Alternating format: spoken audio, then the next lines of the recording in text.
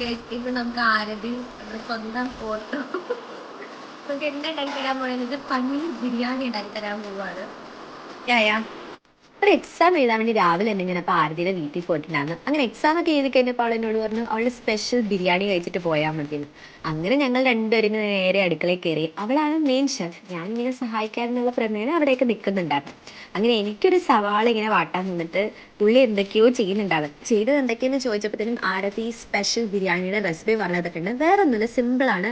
കുറച്ച് ഓയിൽ ഒഴിക്കുക, സവാള നല്ലോണം വാട്ടുക, പിന്നെ പനീറിന് വേണ്ടി അതിലേക്ക് കുറച്ച് കേട്, ഒറിഗാനോ, ഉപ്പ്, മുളക് പൊടിയൊക്കെ ആഡ് ചെയ്തിട്ട് നല്ലോണം മിക്സ് ചെയ്ത് കൊടുക്കുക. എന്നിട്ട് ഈ പനീറിൻ്റെ മിക്സ് നമ്മുടെ സവാളയുടെ മിക്സിലേക്ക് ആഡ് ചെയ്ത് കൊടുക്കുക. ഗ്രേവി വേണ്ട അനുസരിച്ച് വെള്ളം ഒഴിക്കാം, അത്രേ ഉള്ളൂ. പിന്നെ നമ്മൾ ഈ ഉണ്ടാക്കി വെച്ചേക്കുന്ന റൈസും കൂടി ആഡ് ചെയ്ത് കൊടുക്കുക. അങ്ങനെ ഒരു 40 മിനിറ്റ്സിനുള്ളിൽ റൈസും പനീറും എല്ലാം സെറ്റ് ആയിട്ടുണ്ടായിരുന്നു. കഴിച്ച് നോക്കിയപ്പോൾ ആണെങ്കിൽ നല്ല ടേസ്റ്റ് ഉണ്ടായിരുന്നു. ഞാൻ അത്ഭുതപ്പെട്ടു പോയി, ഇവൾ ഇത്രയും വലിയ പ്രോ ആയിരുന്നു. അങ്ങനെ നമ്മുടെ ഷെഫ് ഒരു വലിയ പ്രോ ഷെഫാന്ന് തെളിയിച്ചിരിക്കുകയാണ്. സോ നിങ്ങൾ എന്തായാലും ട്രൈ ചെയ്ത് നോക്കുക, അത്രേ ഉള്ളൂ. ബൈ.